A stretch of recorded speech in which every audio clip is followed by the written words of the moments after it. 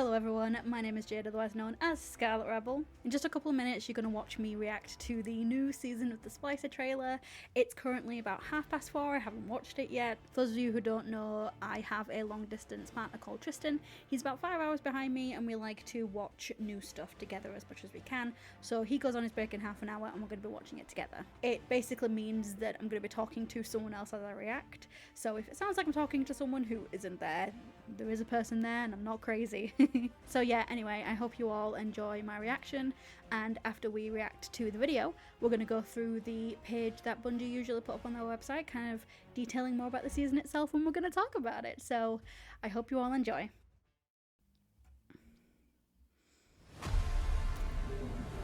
What is that aesthetic? Holy shit!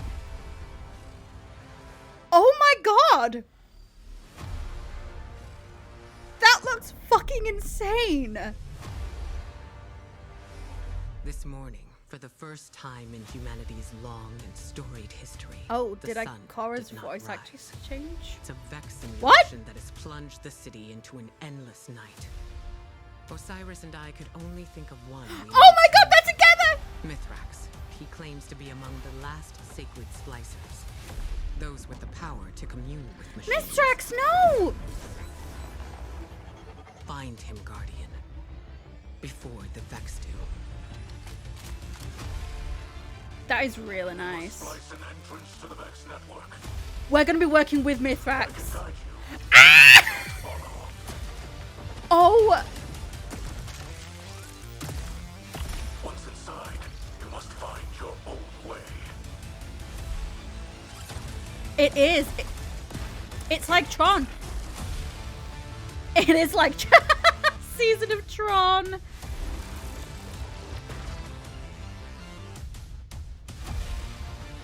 The Time Lost Raid returns.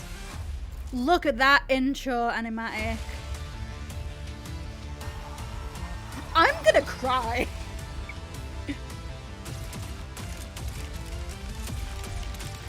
It does, it looks like the mainframe. It literally looks like the mainframe. Gather your light. Expunge? And prepare for battle.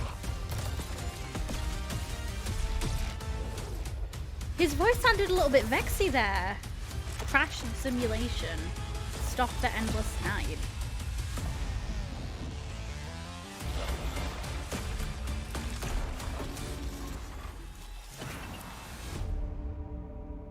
Season of the Splicer.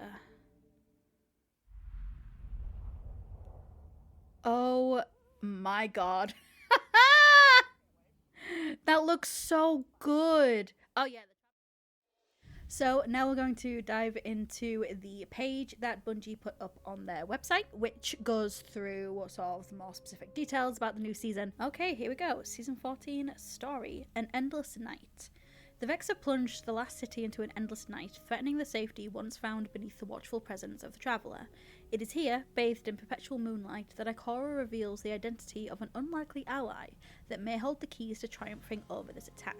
So yeah, the story sounds super compelling. We don't know a lot about it just yet. I'm so glad that Mithrax is, or Mithrax if you want to say it properly with the like fallen pronunciation. Mithrax is finally like here. He's finally like doing things and being our ally, and this could have like really big story kind of consequences and ripples further down the line. Obviously you've got Saint 14 in the tower who, you know, does not like Fallen at all and will fight against them whenever he gets the opportunity to. You know, is that kind of attitude going to change? I know we haven't seen Hen or Hide or Shira 4, but he is very similar, so is that a knock-on effect that's going to happen next season, even though I know we're thinking very far down the line? But still, he's finally going to be an ally of the Guardians and of the city and of the tower, and I just think that that's going to give us some really, really interesting narrative possibilities in the future. Oh, there he is! There he is! There he is! There's the boy! I don't know how I feel about his new helmet. I like seeing his face. I think his face is very nice. Allies bound by light. Mithrax, Kel of the House of Light, leads a small group of Elixni who wish to be closer to the Traveller. As a sacred splicer, he possesses the knowledge needed to combat the Vex technology that ensnares the last city. There is a bond of light shared here. Will it be enough? So that is really interesting because I thought I'd misheard some part of the trailer where Ikora, because I thought that Ikora basically had alluded to the idea that Mithrax was the one who like led the Vex into the city. But obviously he's our ally. This has confirmed that. Also, a Sacred Splicer. I love Mithrax a lot. I don't know a lot about him lore-wise outside of just like the 0 Hour mission, because I loved the 0 Hour mission a lot. There's a bond of light shared here. Will it be enough? I sincerely hope it is, because I think that, you know, the Guardians allying with the Fallen is something that's been talked about amongst the lore community and amongst the Destiny community for a long time. I think, you know, now would be as good a time as any for a small group of Fallen who just don't want to fight the Guardians anymore to be like, look, let's just help each other with this. There could be really, really cool story and narrative ramifications further down the line for that. Ooh! Helm upgrade.exe. This is so funny! A new chamber overlooking the loading bay has been completed. It is here that the Vanguard will harness new Splicer tech and plan their response to the Vex incursion. So they're allowing the Fallen to help them upgrade the helm. I love how it has this, like, little helm upgrade.exe. That is so funny. That's so good. This giant server is also fucking awesome. I love stuff like this. Scrolling down. Way of the Splicer. Oh, this is the activity. Okay. 6-player match-made activity override. 5 teams of 6 will use Splicer tech to hack the Vex network, uncover their secrets, steal their code, and use their power again. It's supposed to say use, but it says user. And use their power against them. Love it, love it, love it. This whole aesthetic, at least the colour palette, reminds me a lot of the Prophecy Dungeon. I don't know whether or not there's something to that because the 9 are very much adjacent to the other enemy types. If anything, they're mostly taken. I mean, regardless, it's fucking gorgeous, so I like it a lot. It's, again, very reminiscent of the mainframe in Tron. I love how it looks like this is like a world that the Vex are building, you know, aside from just like taking up one of our planets like Nessus or Io. Rest in peace, Io. Okay, weekly pinnacle mission, Expunge. Each week, Guardians will uncover new vulnerabilities within the Vex network and use Splicer keys to infiltrate and collapse it from within. Yeah, cool. I wonder if it's a story mission. I wonder if it's... I hope it's not like Presage, because the whole thing around Presage that made it absolutely incredible was the fact that it was a mystery. So I really hope they're not showing us that straight out the gate, but I guess we'll have to see.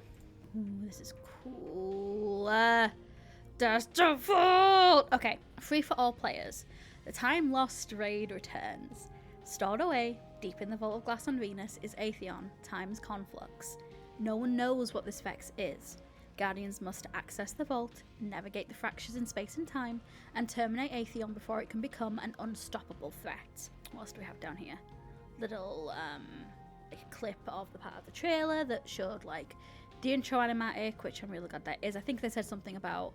I don't want to say it in case it's not true. But they... No, I'm pretty certain you still have to do the mechanic where you open the actual vault itself. It's just that it's not a patrol space, so there's going to be no Guardians happening along to try and help you out. I do want to talk more about the raid in just a second, but I have a lot to say about it, so I'm going to leave it until after I've gone through this whole webpage. Bungie rewards. Tales of the daring descent into the fabled vault just seems a little grander when everyone's wearing matching rings, jackets, and sitting in front of art that immortalizes your fireteam's triumph. I'll be honest, I'm not crazy about this jacket. I prefer the jackets that were coming out the first time they started doing this because they looked like leather jackets. I think they were actually bomber jackets. They just looked a lot cooler. The ring is really nice, but it's $125, which is basically like 120 quid or 115 quid or whatever, so never mind. The seal though, I love the seals. I don't know if you can see, probably not because they're actually over there somewhere. Actually, you can see the bottom of them, because you get those little cardboard things that talk about like the seal itself and the season. I have 2 of them and I have a third on the way. I have the Season of Dawn one, and I have the Season of the Drifter one.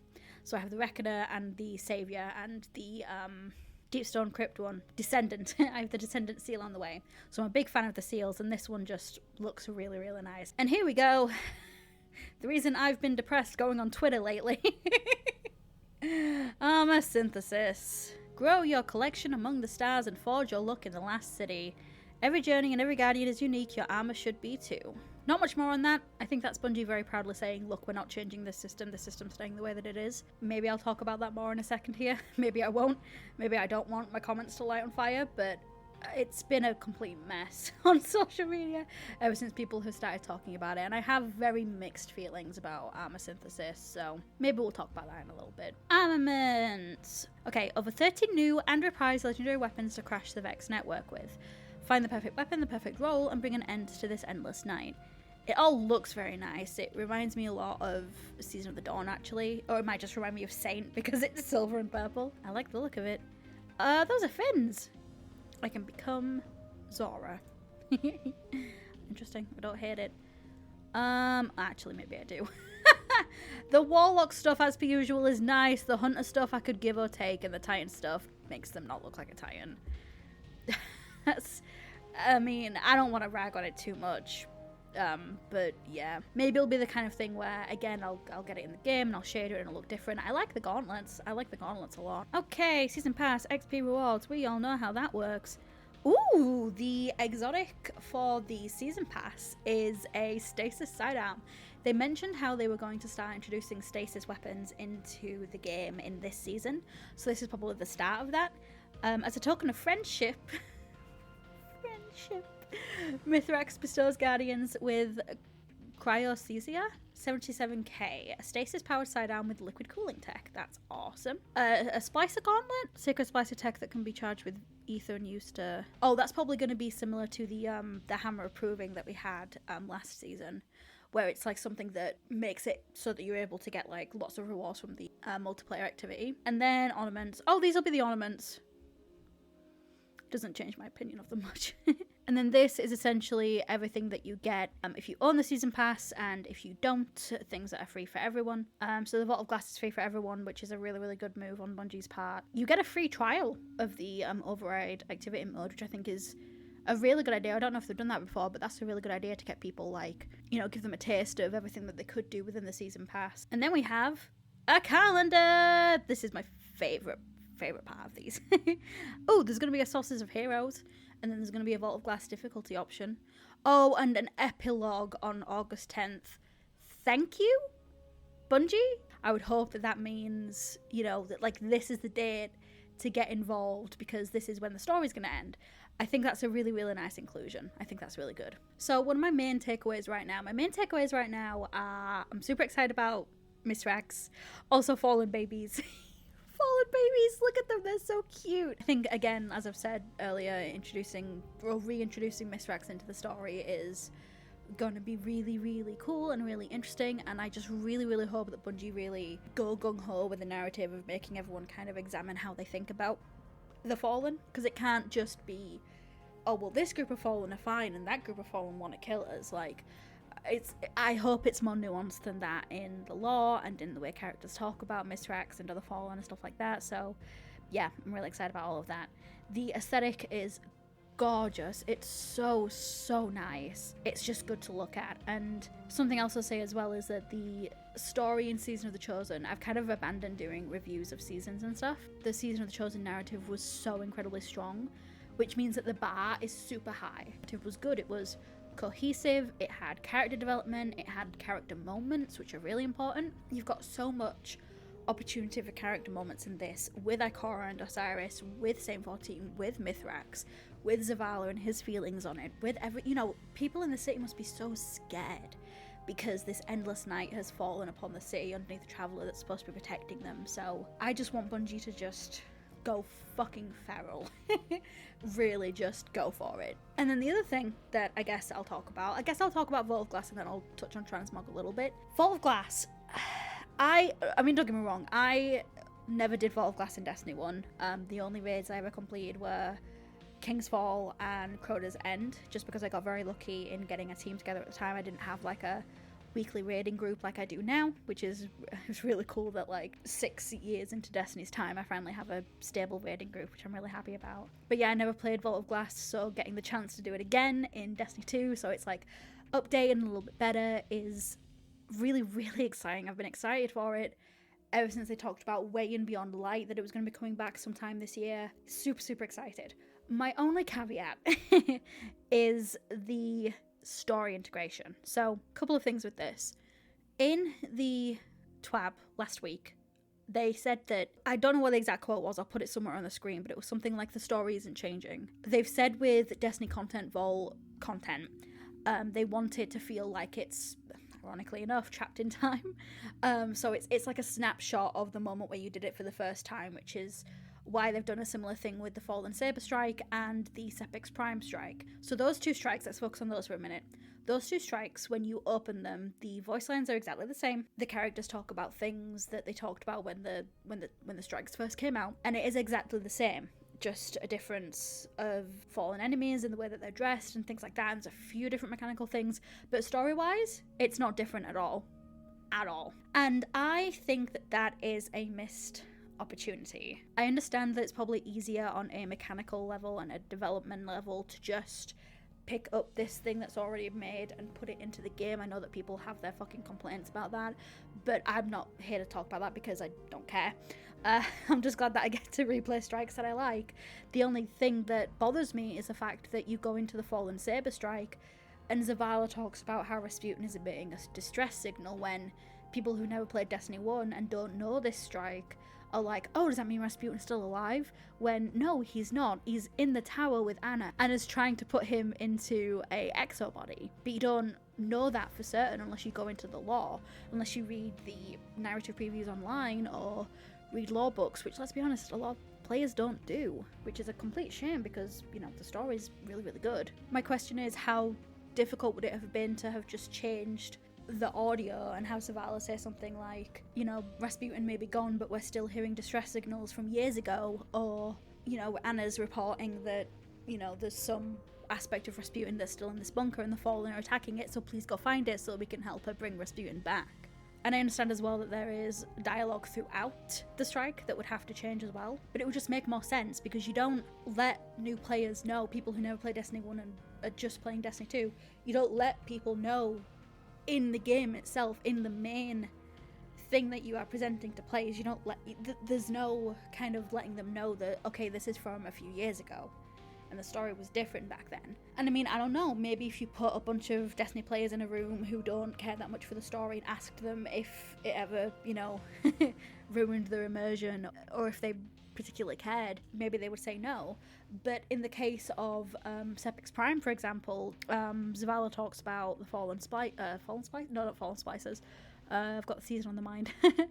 He talks about the Fallen Devils, Fallen House of Devils, who don't exist anymore. I mean, none of the Fallen Houses exist anymore, apart from, you know, House of Light, which we're about to learn more about with Season of the Splicer, with Mithrax being, I mean, I guess we don't know whether or not he's the Kel, but we know that he's, you know, leading them, essentially. There was a lore piece or something that came out right before Destiny 2, during the Age of Triumph, that talked about how all of the Houses of the Fallen were retreating from basically everywhere and kind of collating their sources, which is what led you into Destiny 2 when it was just one Fallen house that you were seeing, just one set of Fallen all dressed a certain way. And something that annoys me about the two strikes as well is that the Fallen all look the same. The assets are from Destiny 2. The assets of the strike, the assets of the enemies. You know, the Cosmodrome looks the way the Cosmodrome looked when it was introduced in Beyond Light, you know what I mean? So why has all of that changed, but you can't have Lance Reddick get on a mic and say, Guardian, Rasputin is doing warning signals and it's weird because he should be dead. Like, I'm sorry, Lance Reddick, I know that was a pathetic imitation, but you know what I mean. And to bring that back to the Vault of Glass, I think it's a real shame if players spawn into the Vault of Glass and there's not at least a little bit of connection to the seasonal story. Like, why can't we just I shouldn't be too pessimistic about it straight off the bat, but I personally, because it looks like there's an intro animatic to the raid, right, which is not a thing that we had in Destiny 1. In Destiny 1 there was not like people's like Guardian ships flying in and them landing or people talking to you or anything like that. All of that stuff started in Destiny 2, so I'm glad to see that they've added that to the Vault of Glass. Like, really, really glad. I think that's a really cool addition. But I just really wish that there is something that Ikora says about how, since the Vex were powerful enough to plunge the city into an endless night, they've also remade Atheon, or maybe this is a timeline we don't know about. I don't know, Guardian, but get in there and figure it out and slay Atheon again if you need to. Like, just, you don't have to weave all these connective narrative threads to make it understandable. You know, you just have to have that first little thing, and then you can add to it whenever you want. The same goes for the strikes. So yes, as excited as I am for Vault of Glass, it occurs to me we don't have confirmation whether or not Mithrax is coming back, which, dear God in heaven, if it is, please let it be balanced. That's all I ask. We don't have confirmation or if we're getting the armor. I guess it's just one big surprise and one big mystery like it was back in Destiny 1, so I'm excited to run it. I don't know if I'm going to be able to do it day one, and I'm certainly not necessarily going to be like gunning for worlds first. I'm not a streamer, but but it's going to be a fun experience jumping in there for the first time. Maybe my team will try it on contest. I don't know. We just want to experience it, and I cannot wait. I'm really excited. I am really, really, really, really excited. And then armor synthesis or transmog or whatever you want to call it.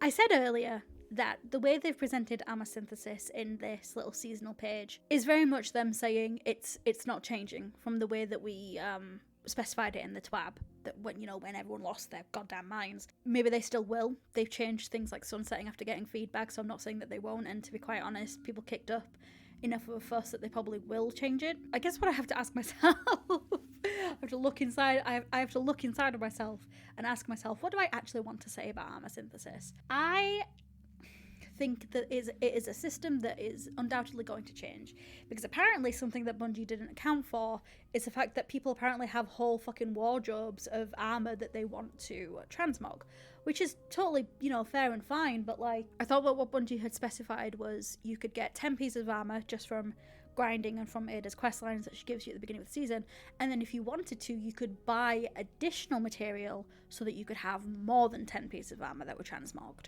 But actually, you get 10 per season, and you can either just buy them all straight off the bat, or buy the materials that you need straight off the bat, or you can do the quests. And when I found that out, I was like, okay, so again, why are people complaining? It's this weird, I don't know if dichotomy is the right word, but it's this weird thing where I see people who play this game a lot more than I do, who have made playing this game their job, talk about how they want things to do. They want the game to have things to do. They want a reason to log on every week, despite the fact that burning yourself out on one game isn't really healthy, but pop off, I guess. And yet when Bungie says, okay, cool, so you have the option to either grind for the thing that you want, or you can help us out and just buy it if you're also, feeling like you don't have the time to grind for it. Which I've heard people say, I'm actually quite glad that I can buy it because I'm not going to have the time to grind, but just saying that out loud, I can see how that's an issue, because there will undoubtedly be people out there who can't afford $10 or however much it's going to be for transmog materials, but also don't have the time for transmog. So I see both sides of it. I think the community response has been akin to a trash fire, but that's par for the course. That's always going to happen, and Bungie conduct themselves with so much grace whenever stuff like this happens. So transmog has left a sour taste in my mouth, I guess, considering how people have reacted to it. But overall, I don't personally mind. I like having to grind for it. I don't have like 17 different outfits that I was excited to transmog. I was excited to transmog because,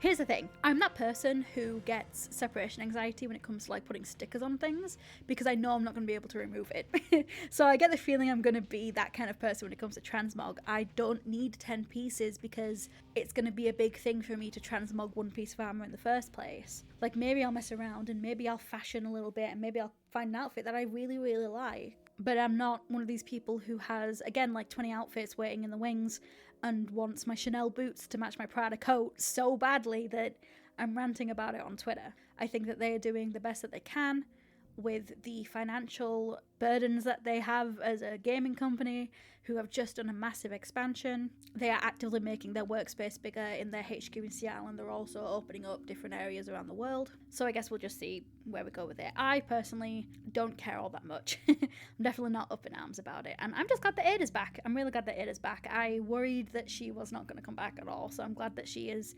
here. And I'm glad that her little space in the black armory looks so cute. So yeah, that's my kind of main thoughts on the season as it's come out. So I'm filming this on the 4th of May.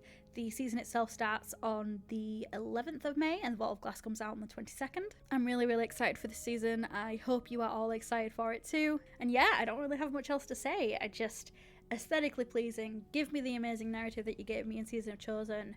Transmog is going to be fine, guys, I promise. Vault of Glass is going to be really fun, and I just cannot wait to see what happens. So yeah, with all that being said, my name is Jade, otherwise known as Scarlet Rebel. If you want to see more of me around the internet, I will have a link to my card down in the description, which is basically like an online business card. It's got all of my socials on there, and if you're interested in particular in what I think about Destiny, news and things of the like, I would recommend following me on Twitter.